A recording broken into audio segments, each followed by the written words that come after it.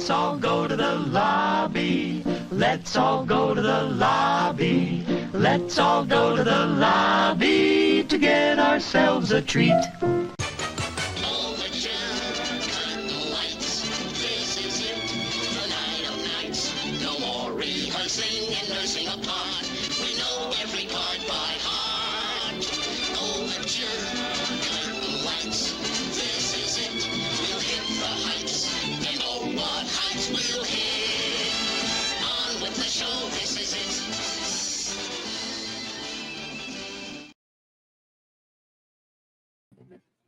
Ladies and gentlemen, my name is Christopher Pelton, and I am the head cook and bottle washer here at THC Limitless. I want to thank you for joining us for another episode of THC Time. I've got two very special guests tonight, two very creative young ladies who have gone out of their way to bring this amazing haunt attraction right here in my town of Quincy, right where I live. So let's not waste any more time. Let's go ahead and bring them out. Angie and Tracy. Ladies, how are you today? We're good. Thank you for having us. Thank you. Oh, thank you. Thank you for coming on. So I saw the first ads a few weeks ago, and I was going through things, and I was like, oh, well, it's right here in town. Let me reach out and see what's going on. So tell me a bit about yourselves. How did you get into the haunting business? Sure. You can go first. You want me to? Oh, go ahead. Okay. So we've always been horror fans ever since we were little, raised on horror movies.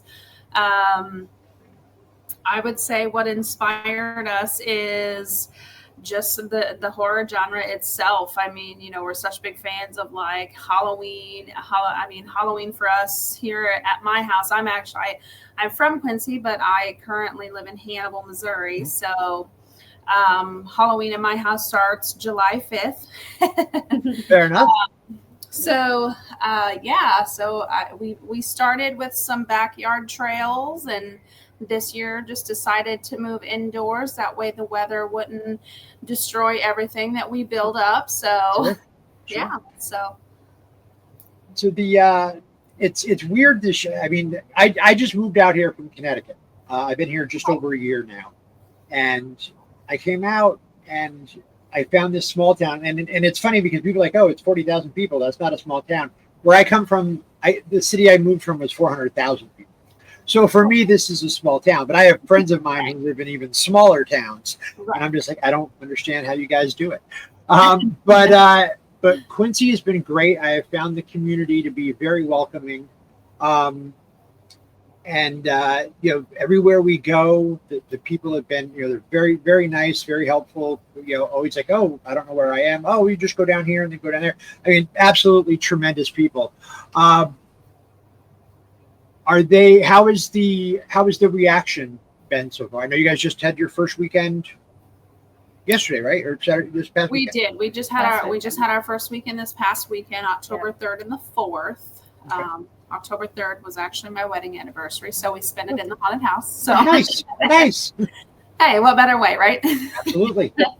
So, we didn't have a whole lot of crowd, but I know that homecoming weekend was this past weekend. Yes. So we kind of bombarded the community, a little bit. So it wasn't, it wasn't surprising that we didn't have a big crowd.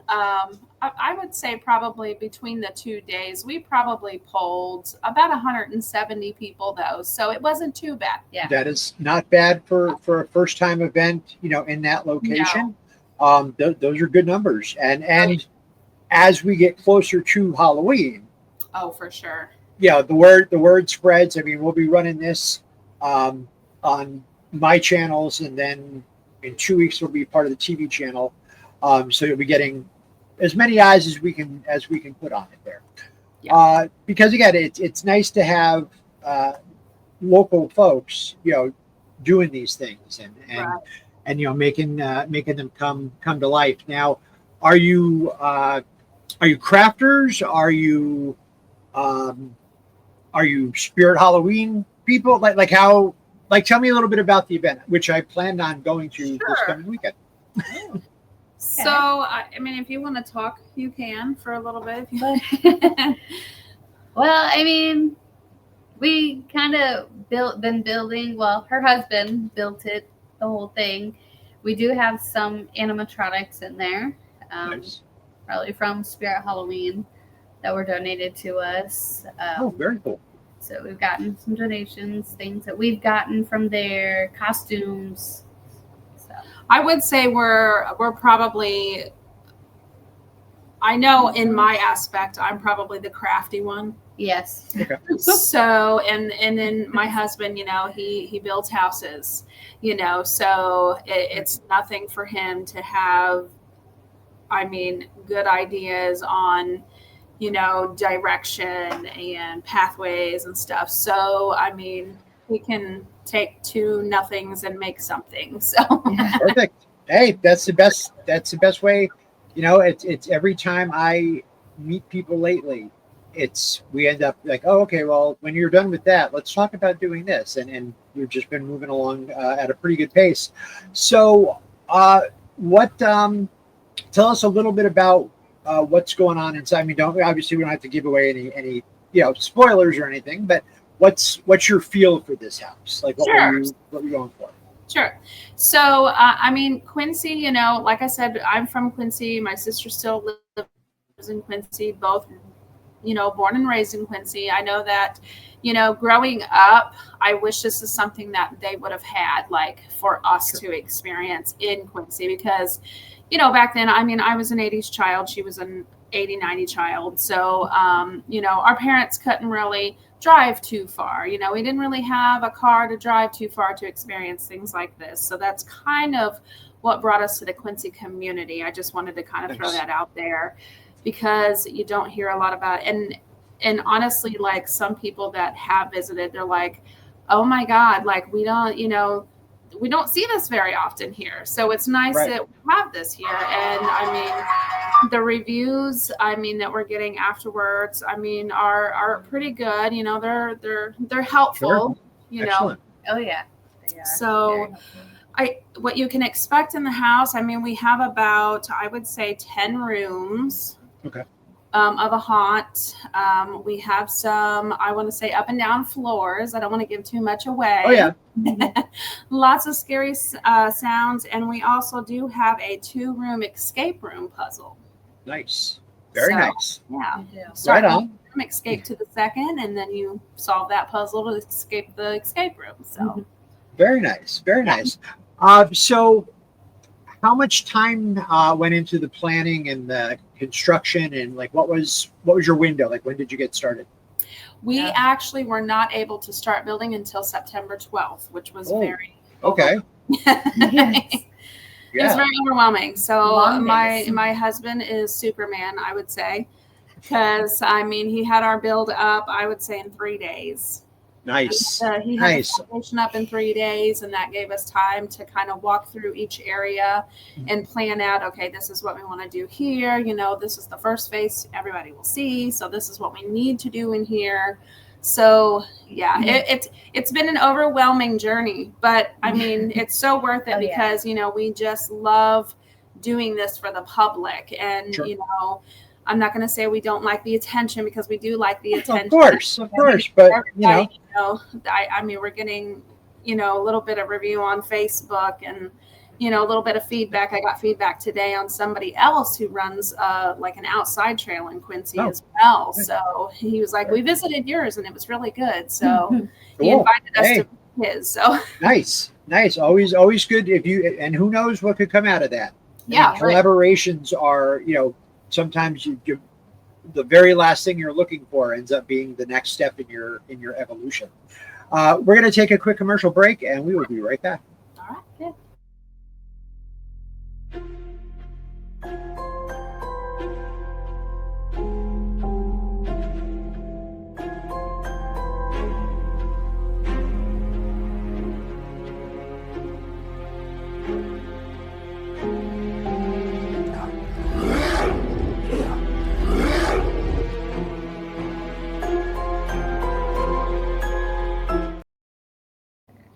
Yes, Misadventures of a Cryptid Hunter, written by Michael Kelso. Michael is a tremendous author, also an excellent screenplay writer. Him and I are currently in the process of shopping a script around Okay. that is starting to pick up a little bit of traction. So, knock wood, that'll work out. Although I do have another movie that's coming out next week. So,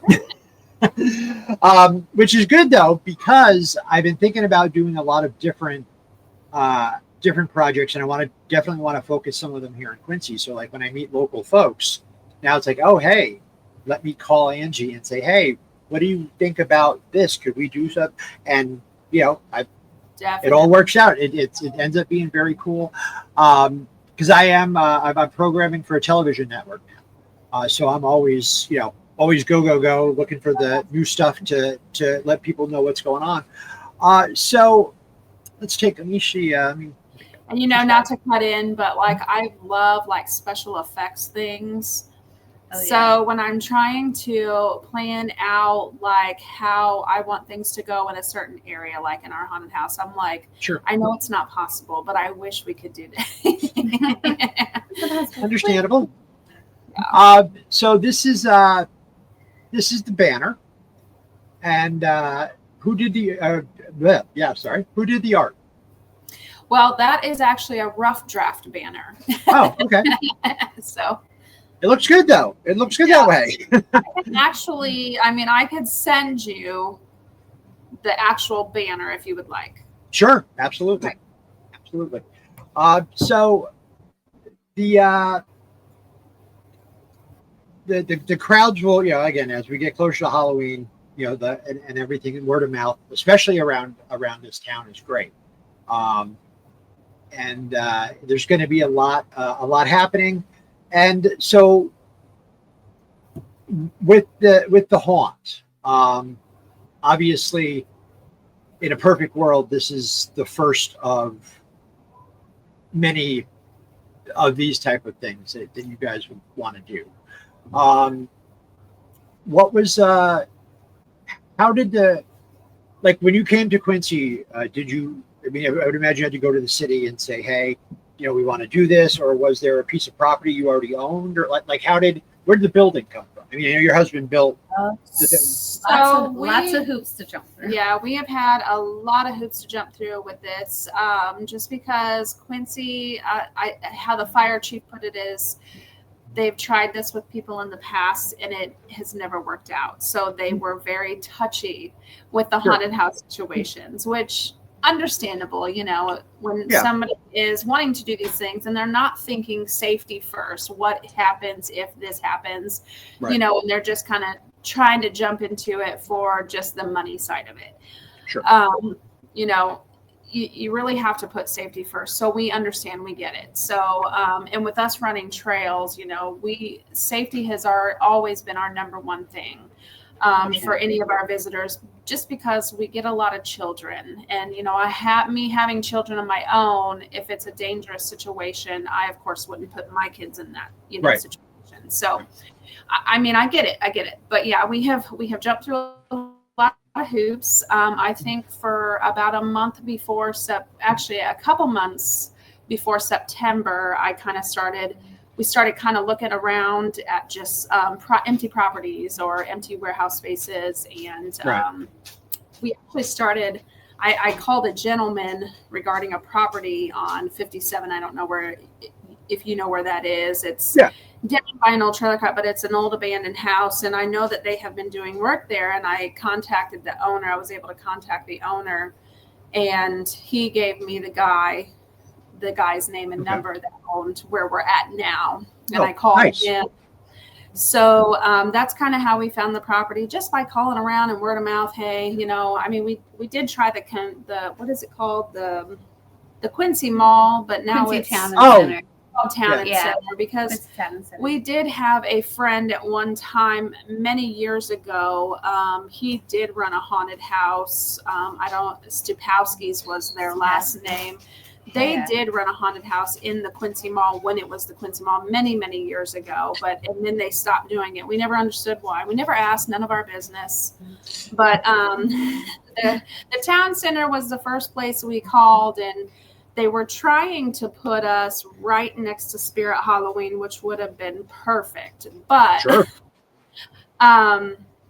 some of the businesses there weren't too sure about like the noise. So, them being their primary renters and their full-time renters didn't kind of want to step on toes. So we did get denied for that space. And then we just kind of went from there looking around for another building. I think at that point, when they finally gave us an answer, we had set ourselves, we were like, okay, if we don't find a building in 2 weeks, it's just not going to happen. Right. So we were actually able to pick one up in a little over a week. Yeah. Excellent. So, So here's, thank you for this, by the way. Yeah. So here's the finished banner, which again, love it. Absolutely. We'll throw that up there on my socials and stuff. We'll get some guys and gals in the Quincy area over to see you. And when I'm out and about, I'm a shameless hustler. So, no problems there. And again, especially supporting a local thing like this, it's important because, if we build that fan base and get them excited, then next year they're like, oh, what's it going to be like? And that's how the brand grows, and that's how the experience grows. And then you start getting people in and more people in, because now that people are talking about it from other places, and the next thing you know, there's 60 people lined up outside the door all the time, and which is great. I mean, that's exactly the kind of thing we'd love to see happen. We are going to step out for another quick commercial. We come back, we're going to talk some horror movies. So hang tight.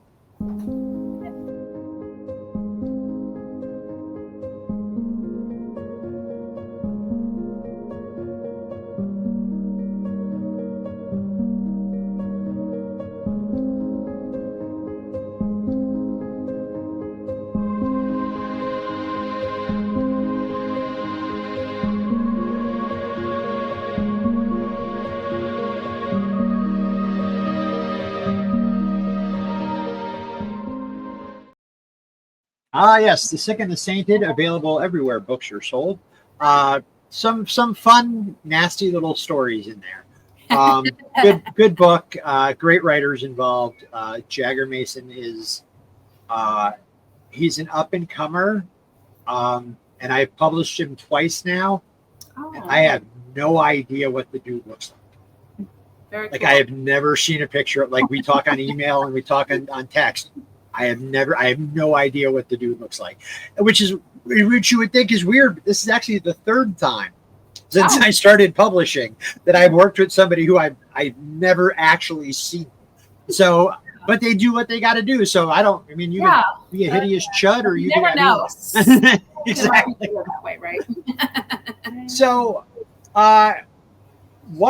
let's talk horror movies, and specifically, what kickstarted your passion? What was that one? We all have that one horror movie that was the genesis of our love for the genre afterwards. What were the two of you? What bit you? Mine was actually the 80s version of Night of the Creeps. Good movie. Very good movie. Yes. Mine would have absolutely. been Nightmare on Elm Street. Yep. Excellent. Excellent. As we started growing up, my sister actually started writing for scripts for fun. Yeah. Nice. Oh yeah. Nice. I had growing up. I was very lucky. I had a super. Oh, another person back daughter. there. I'm sorry. I grew up with a very permissive, super gay uncle who was into horror movies. So, like, I saw a lot of things that I probably shouldn't have seen at the ages that I was seeing them. But we all end up a little twisted anyway. Oh. So, yeah. What's your, as far as horror movies go, are you a psychological type? Are you a slasher? Like what's your preferred, like if you had a choice of movies, like what, I mean, and I know with horror fans, it depends on the mood, but like what's your go-to?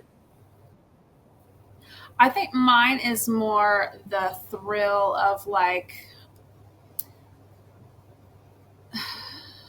I don't want to say like slash like Saw in that. That's, I do like those, but I'm not really the slasher. I mean, I do like them. They're just not my favorite. I would say more like the true story aspects of things. I like a lot of and it's kind of weird to say, but I like the demonic stuff. Sure. The Conjuring universe is my big time go-to because I really like the aspect that, they're based on true events, true stories. Yeah, I lived in Connecticut. I know exactly where the house is. And I'm I wish that I could see some of these things for myself, but then I'm like, maybe I don't want to see these things. But maybe it would be cool one day to, know somebody who's, but that's just the weirdness in me. So no, that's all right. That's we wouldn't do what we do if there wasn't that weirdness. Exactly.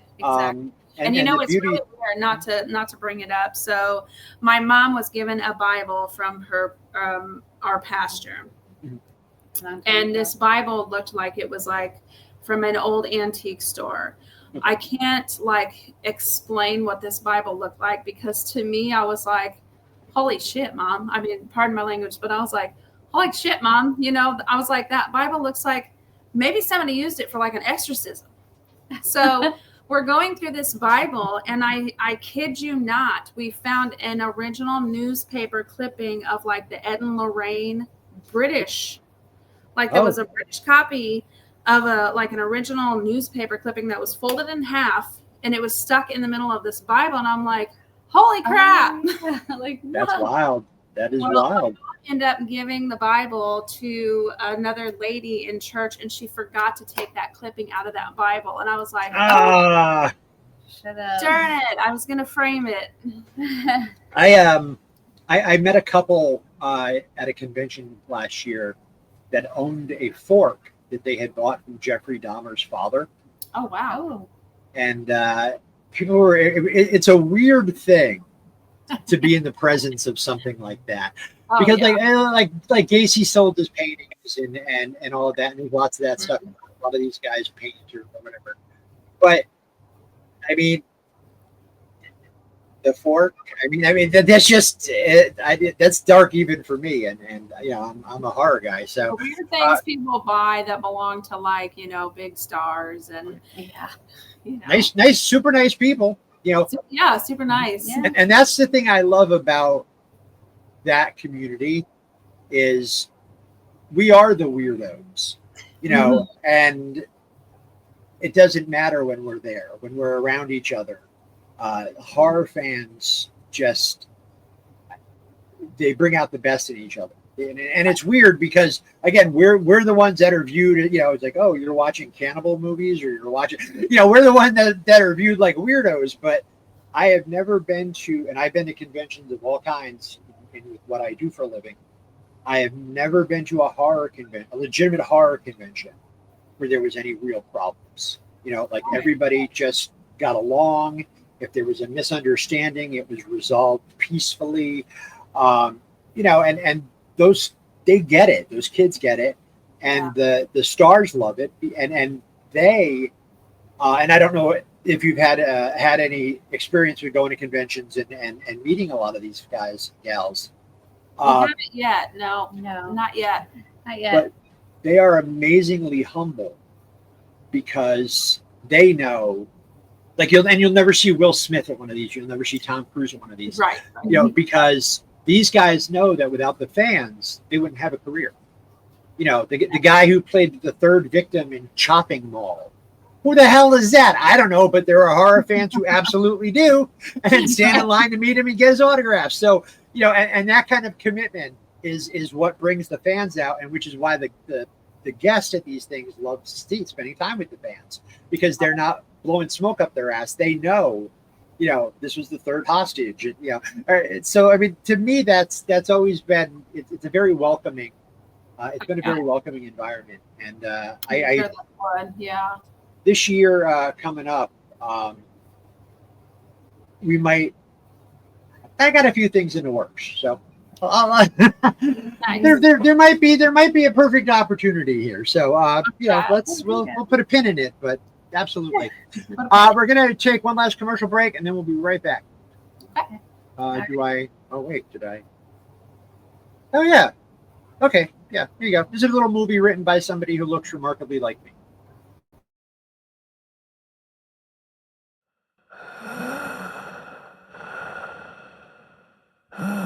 can ordinary choices bring you face to face with death? It was really safe. Felicia, it's okay. Felicia, it's okay! Hello, Mother. I think it's so amazing that you can reach people's deceased loved ones. Well, some people have unfinished business, and that's why they stay.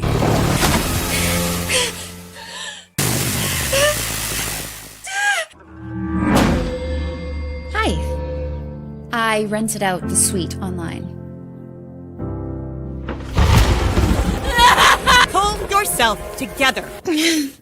Bestie.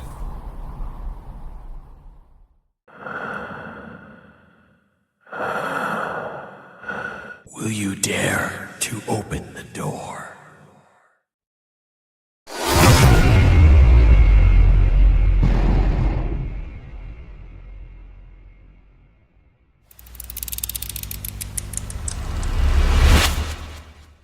You're always going to be welcome here.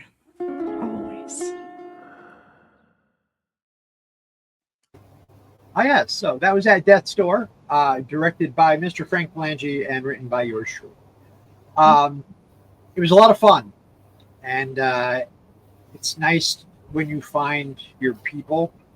It's amazing what you can do. And it sounds to me like you guys you're on that path. Your team is coming together. You're building that camaraderie, and that is something that once it's there, sky's the limit.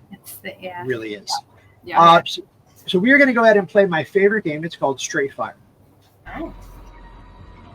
What if CAT really spelled dog? All right. So Straight Fire, 5 random questions, no wrong answers. Don't think about it too long is all. First question and last question are always the same. Are you ready? Yep. All righty. If dogs wore pants, would they wear them on 2 legs or 4 legs? 2. All righty. You find yourself in a cabin in the woods. There's a book filled with ancient text. What do you do? Read it. Yeah, read it. Out loud. They all say the horror fans always say that. Out loud. Read it out loud. And it's like we should know better. We should know better. But nothing exciting happens if you don't. Yeah. Right? It's true. It is true. Best vampire who doesn't sparkle. Brad Pitt. Yeah. All right. Interview the vampire. Excellent. If you're sitting on death row, you're getting your last meal. What are you eating? My last meal. I would say a rare steak and a baked potato. That's what I have to say too. Rare steak, baked potato. Excellent. And the final question, and after I'll ask you answer, and then I'll tell you why I asked. When either one of you are at the grocery store, can you reach the items on the top shelf? No. Yes. Okay. The reason why I ask is because it was one of the first questions that anybody ever asked me when I started doing these. And I'm 6'4", so the top shelf of the grocery store is not a problem. And probably 10% of my lifespan has been spent helping like little old ladies. My first wife was 4'5". So it's yes. Here you go. So I'm a nice guy. I'm a top shelf guy, but only, when it comes to the grocery store. My husband, he's 6'4", so he is my arms to the very top shelf. I'm 5'6", so I can halfway, most likely get it, maybe by the little oomph of the bottom shelf. Tracy is 4'7". 4'7". So Yeah. she's been reaching things for me my whole life. So just so we know here, the Night of the Creeps is running every weekend from 6 p.m. to midnight on Locust Street right here in Quincy. Admission to the Night of the Creeps, $10. You can't go wrong. and $10 for admission to the escape rooms. And again, guys, it's a good time, and go out and have fun. Yes. What comes next? What do you see in the future? Well, I mean, we're hoping to maybe kind of continue on for a few more years or so. My kids have never really liked trick-or-treating. They like doing this. So hopefully we can continue it for them until we can't, and then they can continue it on. Yeah. Awesome. Sounds like a plan. And thank you for bringing something like this to Quincy, because, I'm a Halloween guy. I'm a horror guy. So, I certainly do appreciate it. And I appreciate you coming out tonight and spending some time with us. Yeah. So feel free to hit me up if you guys need anything at all. I'm going to make it out there, hopefully this coming weekend, but following at the latest. And we can talk a little bit if there's time, and shoot a little footage for one of my TV shows, and, kind of check all that stuff out. Perfect. Well, Angie and Tracy, thank you so very much. Thank you for having us. We will talk in the very near future. Folks, we're going to go ahead and close out with one final commercial, and I will see you next time right here on The Horror Connection. Thank you.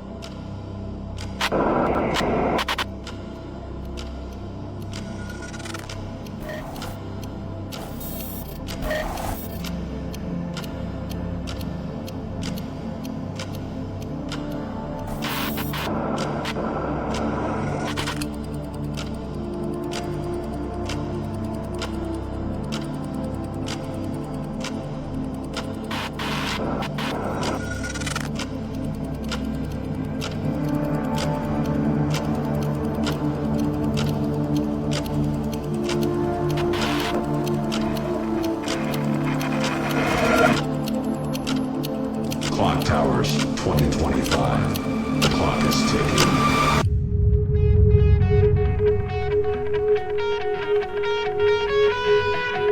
If I could see behind your eyes, inside your mind, what would I find? If I could feel inside your heart, would it be love or would it tear me apart?